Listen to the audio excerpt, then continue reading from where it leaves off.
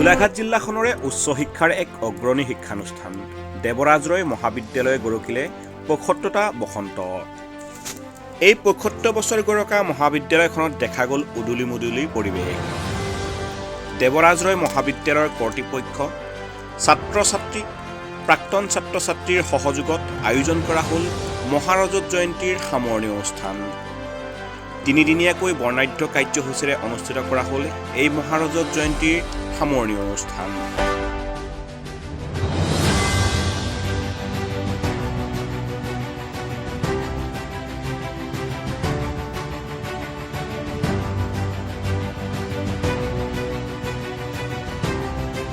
গোলাঘাটৰ পৰা মেঘালী শইকীয়াৰ সহযোগত খবৰ গোলাঘাট।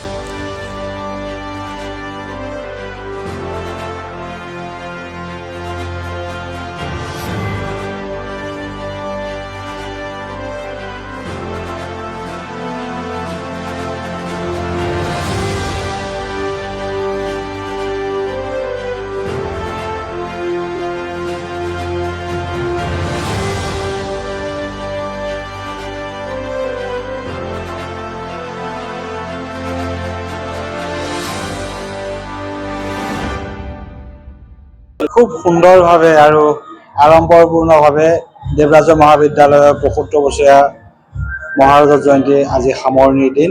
ইতিমধ্যে প্ৰথম দিনা পতাকা উত্তোলন আৰু সেই সময় মাৰ্চ পাষ্টৰ পৰা আৰম্ভ কৰি প্ৰত্যেকটো অনুষ্ঠানে আমি এক ইউনিক পৰ্যায়লৈ নিবলৈ চেষ্টা কৰিছোঁ। প্ৰায় ১৫,০০০ মান লোকৰ সমাৱেশেৰে আমাৰ সাংস্কৃতিক শোভাযাত্ৰা অনুষ্ঠিত হৈ গৈছে আৰু সেইদিনাই উতুল বৰা আৰু সদৌ অসম ছাত্ৰ সন্থাৰ মুখ্য উপদেষ্টা সমুজ্জ্বল কুমাৰ ভট্টাচাৰ্যই এই শোভাযাত্ৰাটোৰ সমানে অংশ লৈ আমাৰ শোভাযাত্ৰাৰ সৌষ্ঠৱ বৃদ্ধি কৰিছে। অসমৰ লগতে মণিপুৰ, নাগালেণ্ড আদিৰো দলে সেই শোভাযাত্ৰাত অংশগ্ৰহণ কৰিছিল। প্ৰথম দিনা বিশিষ্ট কণ্ঠশিল্পী আচুৰ্য বৰুৱাই গান পৰিৱেশন কৰিলে। কালিৰ দিনটোত প্ৰাক্তন ছাত্ৰ ছাত্ৰী সমাৰোহ আছিল আৰু প্ৰাক্তন ছাত্ৰ ছাত্ৰীৰ সাংস্কৃতিক অনুষ্ঠান আছিল। সেই অনুষ্ঠানত কল্লোল বৰঠাকুৰে গীত পৰিৱেশন কৰিছিল। অসমৰ বিভিন্ন ঠাইত থকা আমাৰ প্ৰাক্তন বেষ্ট ছিংগাৰসকলে গীত পৰিৱেশন কৰিছিল আৰু কুসুম কৈলাছে গীত পৰিৱেশন কৰিছিলে। আজি মুকলি সভা হৈ গৈছে। মুকলি সভাত অসম জাতীয়তাবাদী যুৱ ছাত্ৰ পৰিষদৰ সভাপতি পলাশ চাংমাই উদ্বোধন কৰা মুকলি সভাত কামাখ্যা দাসা, অসম কলেজ শিক্ষক সংস্থাৰ সভাপতি বিপুল চক্ৰৱৰ্তী, চাহ জনজাতি ছাত্ৰ সন্থাৰ সভাপতি জগদীশ বৰাই, চুতীয়া ছাত্ৰ সন্থাৰ সভাপতি মহেন বৰাকে প্ৰমুখ্যকৈ বহু সংখ্যক লোকে অংশগ্ৰহণ কৰিছে। আৰু আটাইকেইটা দিনতে আমাৰ প্ৰদৰ্শনী আছে, গ্ৰন্থমেলা আছে, বিজ্ঞান প্ৰদৰ্শনী হৈছে। গতিকে এই গোটেইখিনিতে ছাত্ৰ ছাত্ৰীসকলে তেওঁলোকৰ উৎকৰ্ষ বিকাশৰ কাৰণে সুবিধা পাইছে আৰু আমি মহাবিদ্যালয়খনক এটা পৰ্যায় দিবলৈ যত্ন কৰিছোঁ আৰু সকলো ৰাইজৰ সহযোগিতাৰ বাবে আমি সকলোলৈকে কৃতজ্ঞতা আৰু ধন্যবাদ জনাইছোঁ। উজনি অসমৰ এখন আগশাৰী মহাবিদ্যালয়। আমি সকলোৱে জানো যে এই মহাবিদ্যালয়খনে প্ৰধানকৈ গোলাঘাট জিলাক শৈক্ষিকভাৱে, সামাজিকভাৱে নেতৃত্ব প্ৰদান কৰি আহিছে। এই বিদ্যালয়ৰ পৰাই বহু বিদগ্ধ পণ্ডিত এই মহাবিদ্যালয়ৰ পৰা অধ্যয়ন কৰি জাতিটোক বা দেশৰ বিভিন্ন প্ৰান্তত, দেশৰ বাহিৰতো সেৱা আগবঢ়াই আহিছে। ডক্টৰ নগেন শইকীয়া তেখেত অসম সাহিত্য সভাৰ সভাপতি আছিল।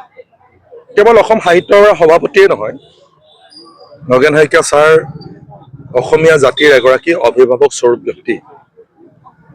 জাতিটোক কি বাটেৰে যাব লাগে সেই বাটেৰে বাট শুনাই দিয়া এগৰাকী ব্যক্তি। সেই ব্যক্তিগৰাকীও এই মহাবিদ্যালয়ত অধ্যয়ন কৰা এগৰাকী ব্যক্তি। এই বিদ্যালয়ৰ পৰা বহু লেখক, সাহিত্যিক, ঔপন্যাসিক, ক্ৰীড়াবিদ, ৰাজনৈতিক নেতা এই বিদ্যালয়ৰ পৰা অধ্যয়ন কৰি দেশৰ বিভিন্ন প্ৰান্তত বা ৰাজ্যক সেৱা আগবঢ়াইছে।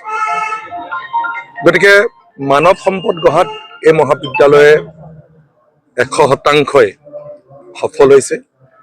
গতিকে আমি বহুত কথা আলোচনা কৰিলোঁ যে আমাৰ ছাত্ৰ ছাত্ৰীসকলৰ সমস্যা, আমাৰ শিক্ষাগুৰুসকলৰ সমস্যা, আমাৰ কৰ্মচাৰীসকলৰ সমস্যা, বহুত সমস্যা আছে। আনহে নালাগে এতিয়া চৰকাৰী যিটো শিক্ষা ব্যৱস্থা, সেই শিক্ষা ব্যৱস্থাটো আমি প্ৰত্যেক মানুহেই গুৰুত্ব প্ৰদান কৰিবই লাগিব আৰু টনকিয়াল কৰিবই লাগিব।